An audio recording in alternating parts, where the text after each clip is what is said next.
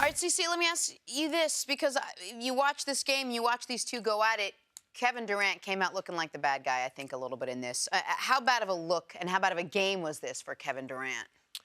Well, I don't think – I think basketball fans, they know that now when these two get together, regardless of what Kevin tries to say, that there's always going to be a little animosity.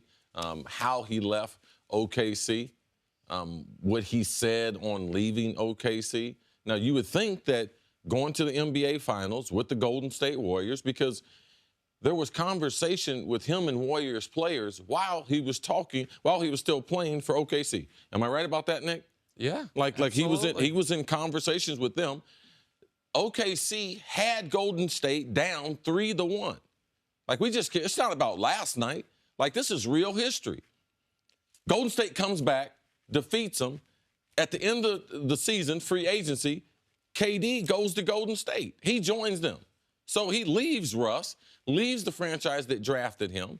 He goes to the finals as MVP. Like, you would think. Be happy. Yes, like you would think. Move on. Get over it. I mean, but as we have seen through this offseason, through a number of things that have been revealed about him, as far as his social media, I mean, who he really is, like, do we really know him? But this is what I do know about Kevin Durant.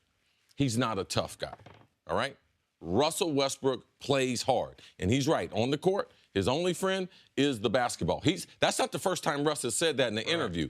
This time he included the teammates a little quicker, but the other time it was a delay between the basketball's my only friend and then my teammates. So, yes, this was real, but Kevin, you're a finesse ball player. You're one of the greatest players in the world, either 2 or 3. You're coming off an MVP in the finals. Like, at some point, you have to realize you're going back to OKC. This is not your first trip there. Like, don't make it personal with Russ, but getting into foul trouble early, which hurt the team, and then trying to make it personal, it hurt the team, and they end up getting beat by a sizable margin last night where the game wasn't even close. So play your game. Like, I think at some point you have to be above this, because you know how Russ is. You know how he plays. It's not as if Russ went to a different level last night because he was playing Golden State. No, he's going to play that hard any night. Right. Listen, one thing I pride myself on personally, and listen, I'm a flawed person. I admitted last week on the show that when I was a kid, I was a little bit of a thief. I've dealt with addiction stuff. I'm not always the greatest husband in the world. Like, I'm a flawed individual. But one thing I pride myself in is I am authentic. Whether I'm on camera, whether I think you guys know me, I'm the same guy, basically, wherever you find me.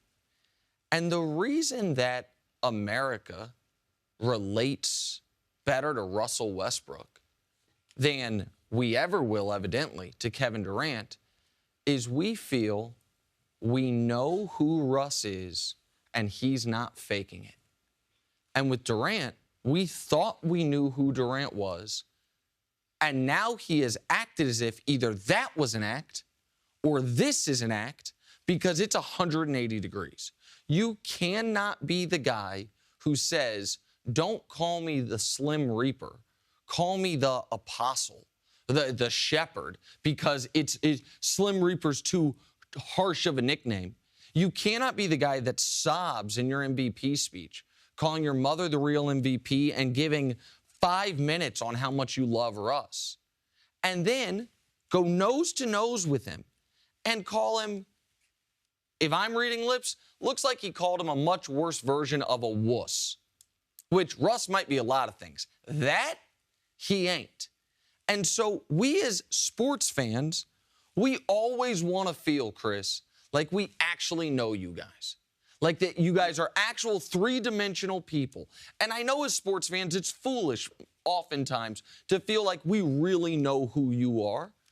But to do basically a WWE-style heel turn where you totally change who you are, and then the things you mentioned, we find out that when you're going to battle with Golden State for 6 months, you've been texting with their actual heel Draymond about teaming up with them.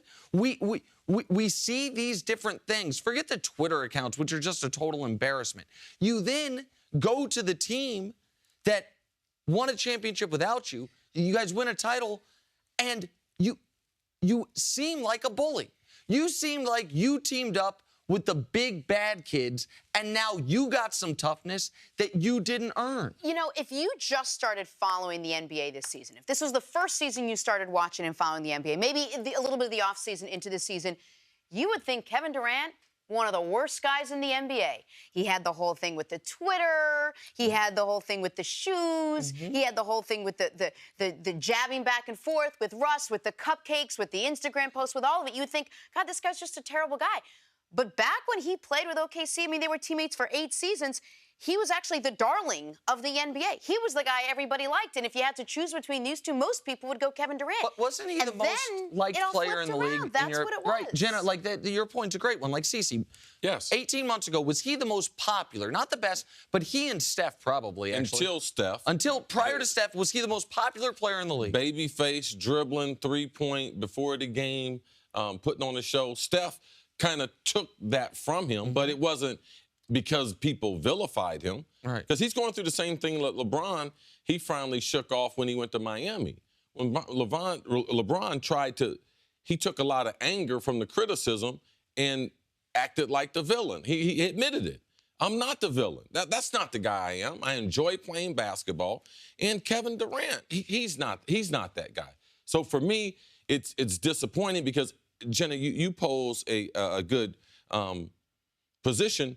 Man, if you had just started watching the NBA, and I would say this is as popular, guys, as the NBA has been. Sure. So it's out there on center stage. Didn't he just have an article say that, when I hit that shot against Cleveland, it was like passing the torch? Well, from what I watched last night, I mean, that didn't look like the attitude of the greatest player in the world. If you felt like LeBron had given you the torch, now I know LeBron and them started at 7 Eastern Standard Time. You started at 8, so you didn't get to see what the King had done, but there was no passing of the torch on that shot. And not literally or figuratively.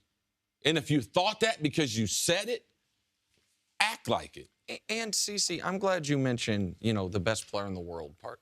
Let's just concede Durant, worst case scenario, is the 3rd best player in the world. I think he's the 2nd best player in the world. But worst case scenario, maybe someone like Steph or Harden more. Maybe even they think Russ is better. I think Durant's 2nd best player in the world. But worst, it's be 3rd. This is where people are like, what? What's your anger at Durant? He had a deficit to make up with many basketball fans because just as fans of the league, it's a bummer when a guy is talented enough that he can go almost anywhere. I went through the league this morning. I believe if you took Kevin Durant off the Warriors and put him on 24 other teams in the league, they are contenders.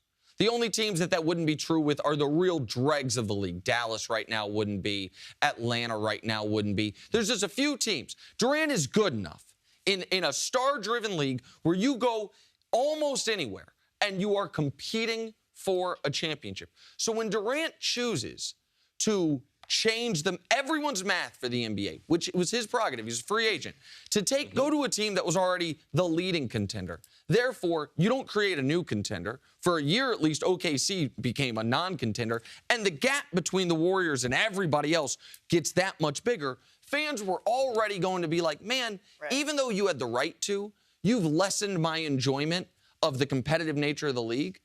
And for the response to that, to be doubled down on the unlikability, to turn yourself into a bully, to me, it's inauthentic. Calling Russ what he called him last night, if I'm reading lips correctly, is distasteful. And it's just, he's made himself from one of the easiest guys in the league to root for to so easy to root against. And let's just recap. The Thunder did win. They snap a 7-game losing streak dating back to last season. So even though they got their hands full, I think Detroit is next up on the list. And the Thunder weren't playing great. They needed that win last night. Right, and so they got it. Absolutely. Guys, there's a team, an NFL team playing today that needs a win more than any other team. We will talk about it next on First Things First. Stay with us. Thanks for watching. Subscribe here to get the latest from the show. Also, be sure to check out more of the best clips from First Things First, or go watch a few segments from our other shows on FS1.